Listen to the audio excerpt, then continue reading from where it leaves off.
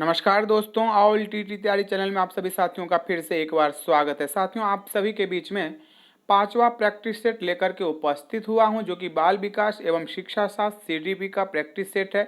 मैंने आप सभी को बताया है कि यदि आप सीटेट दिसंबर की तैयारी कर रहे हैं या किसी अन्य टीटी की तैयारी कर रहे हैं तो आपके लिए ये वीडियो बहुत ही महत्वपूर्ण होने जा रहा है।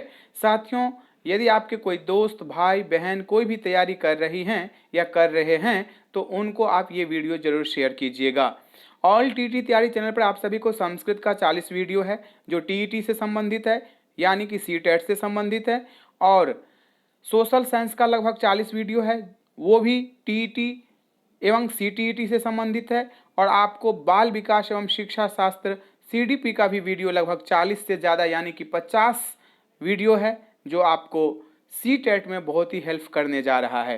आप इस प्रकार से यदि तैयारी करेंगे तो 100% सफलता आपको मिलेगी, क्योंकि बाल विकास एवं शिक्षा शास्त्र साइकोलॉजी की तरफ से कम नहीं तो सारे सेट को मिला करके, चाहे वो लैंग्वेज का सेट ले लीजिए, चाहे आप मैथ साइंस का ले लीजिए, सोशल साइंस का ले लीजिए, बाल विकास का ले लीजिए, सभी को मिला करके लगभग 75 से ज़्यादा ही प्रश्न यहाँ से पूछे जाते हैं।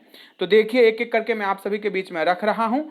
आप लोग क्या कीजिएगा, सिर्फ इसका आंसर जो है वो अपने मन में रखिएगा। मैं यहाँ से आपको बता दूंगा कि क्या आंसर होगा। सभी ऑप्शन को मैं नहीं पढ़ूंगा।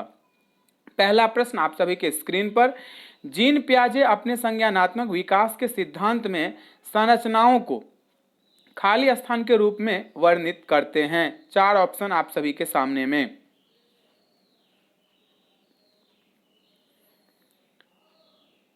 इसका करेक्ट आंसर होगा साथियों सी। एक बात आप सभी को ध्यान रखना है, जैसे कि जीन पियाजे अपने संज्ञानात्मक विकास के सिद्धांत में संज्ञानात्मक संरचनाओं को स्कीमा के रूप में वर्णित करते हैं। स्कीमा शब्द आ जाए तो आप समझ लीजिएगा जीन पियाजे का ही है, और ये आंसर भी क्या होगा, जीन पियाजे।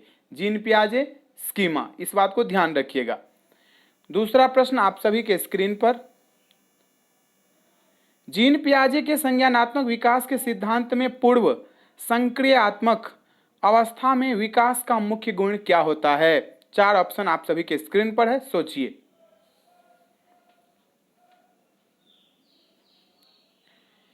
इसका करेक्ट आंसर होगा साथियों ए, विचार सोच में केंद्रीकरण, यानी कि सोच अथवा विचार में केंद्रीकरण। तीसरा प्रश्न आप सभी के स्क्रीन पर, विकास के संदर्भ में से कौन सा कथन सही है। सही वाला प्रश्न बहुत ही बारीकी से करना होता है।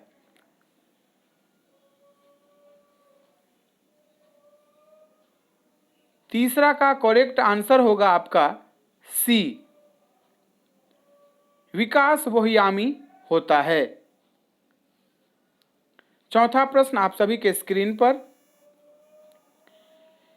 लेव वाइगोत्स्की का सामाजिक सांस्कृतिक परिप्रेक्ष्य अधिगम प्रक्रिया में खाली स्थान के महत्व पर जोर देता है। किस पर जोर देता है, खाली स्थान में भरना है।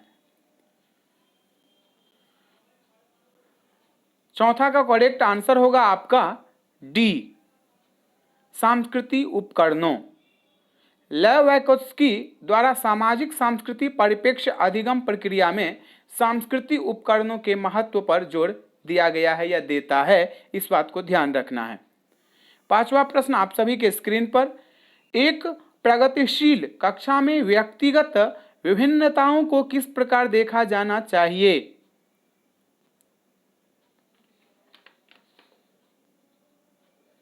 पांचवा का करेक्ट आंसर होगा आपका सी, अध्यापन अधिगम प्रक्रिया की परियोजना के लिए महत्वपूर्ण है। अध्यापन अधिगम प्रक्रिया की परियोजना के लिए महत्वपूर्ण है।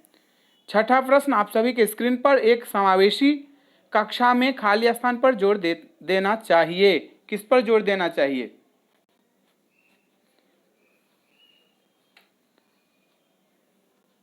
इसका करेक्ट आंसर होगा साथियों, हर बच्चे के सामर्थ्य को अधिकतम करने के लिए अवसर प्रदान करने। अवसर शब्द जहां पर आ जाए उसको टिक कर देना है।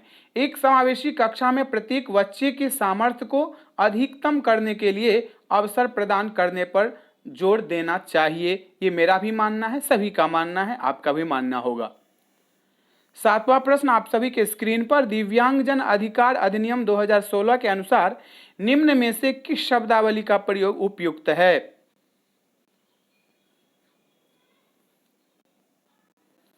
इसका जो करेक्ट आंसर होगा साथियों वो होगा आपका बी, छात्र जिसे शारीरिक दिव्यांगता है, दिव्यांग ही कहा जा रहा है।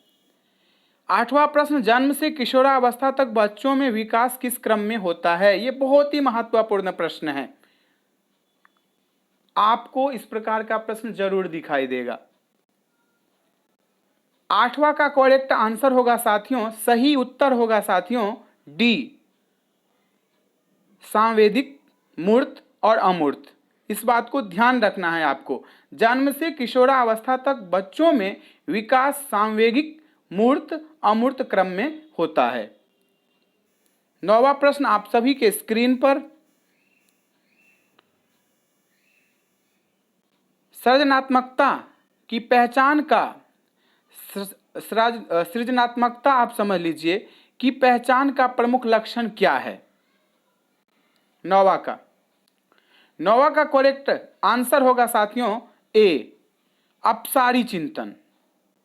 अपसारी चिंतन सृजनात्मकता की पहचान का प्रमुख लक्षण है। क्या है? लक्षण है किसका? अपसारी चिंतन, सृजनात्मकता।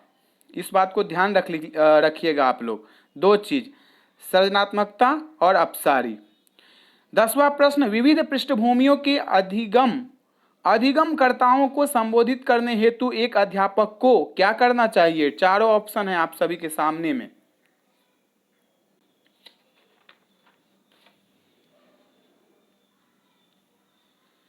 इसका करेक्ट आंसर होना चाहिए और होगा साथियों ए, विविध विन्यासों से उदाहरण लेने चाहिए। सभी प्रकार के उदाहरण आप क्या करेंगे? क्लासरूम में या छात्रों को देंगे। 11वां प्रश्न, समस्या समाधान क्षमताओं को किस प्रकार सुसाध्य किया जा सकता है? 11वां प्रश्न का करेक्ट आंसर बताइए क्या होगा?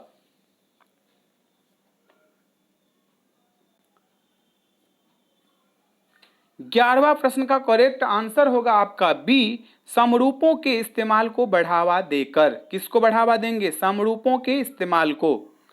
12वां प्रश्न, इस प्रकार से प्रैक्टिस कीजिएगा तो बाल विकास शिक्षा शास्त्र में, पेडागोजी में आपका 30 में से 30 भी आ सकता है साथियों। 12वां प्रश्न आप सभी के स्क्रीन पर, अधिगम कठिनाइयों से जूझते छात्रों की जरूरतों को संबोधित करने के लिए एक अध्यापक को क्या नहीं करना चाहिए? नहीं शब्द को ध्यान रखना है, नहीं तो कई बार हम क्या करते हैं, प्रश्न को गलत कर देते हैं। 12वां का करेक्ट आंसर होगा सी, शिक्षा शास्त्र और आकलन की जटिल संरचनाओं का प्रयोग।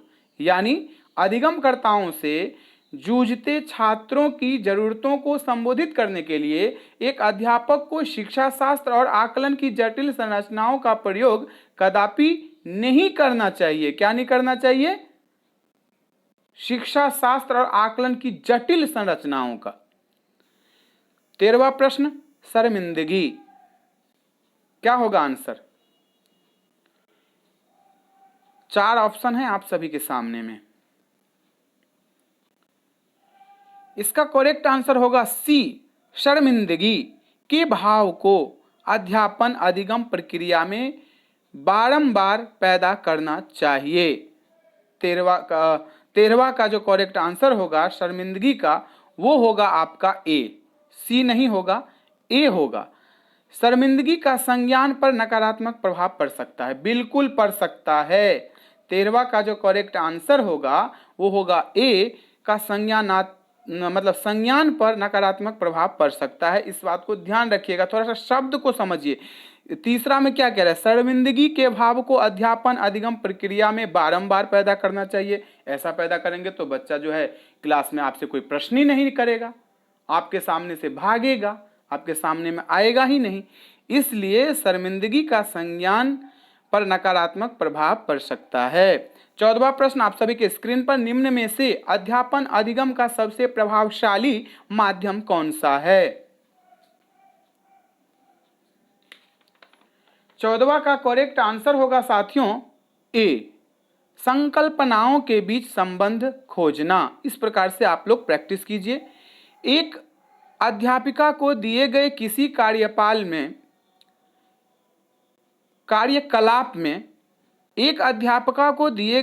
कार्यकलाप में छात्रों की विभिन्न त्रुटियों का विश्लेषण करना चाहिए, क्योंकि 15वां का जो करेक्ट आंसर होगा वो होगा आप सभी का क्या होगा, देखिए आप लोग। ए, त्रुटियों की समझ अध्यापन अधिगम प्रक्रिया के लिए अर्थपूर्ण है। 16वां प्रश्न, अधिगम की अभिप्रेरणा को किस प्रकार कायम रखा जा सकता है। लास्ट प्रश्न है, इसका आंसर आप लोग दीजिएगा कमेंट बॉक्स में। देखूंगा कि आप लोग किस प्रकार से प्रैक्टिस कर रहे हैं। यदि आपको इस तरह का बुक चाहिए CTET के लिए, चाहे आप 1 to 5 की तैयारी कर रहे हो, चाहे आप 6 to 8 की तैयारी कर रहे हो, नवीनतम पैटर्न पर है ये आधारित बुक। इसका लिंक मैं आप सभी को डिस्क्रिप्शन में दे रहा हूं। चक्षु प्रकाशन है, आपको ऑनलाइन मिल जाएगा ये बुक, आप मंगा लीजिए। सभी सब्जेक्ट का है, जैसे बाल विकास एवं शिक्षा शास्त्र, या इंग्लिश, या गणित, या सोशल साइंस, या हिंदी, या पर्यावरण अध्ययन, कुछ भी आपको चाहिए एक बार आप संपर्क जरूर कीजिएगा। इसका लिंक मैं डिस्क्रिप्शन में दे रहा हूं। वीडियो को ज़्यादा से ज़्यादा शेयर कीजिएगा, चैनल को सब्सक्राइब कीजिएगा। इससे क्या होगा कि हमारी एकता बढ़ेगी। अभी के लिए इतना ही, फिर मिलते हैं अगले वीडियो में। धन्यवाद साथियों। सब्सक्राइब कीजिए और TET तैयारी को दबाइए इस बेल आइकन को, ताकि हमारा वीडियो आपको सबसे पहले मिले। शेयर करें अपने दोस्तों के साथ, ताकि वो भी उसका लाभ उठा सके। ये सब बिल्कुल फ्री है।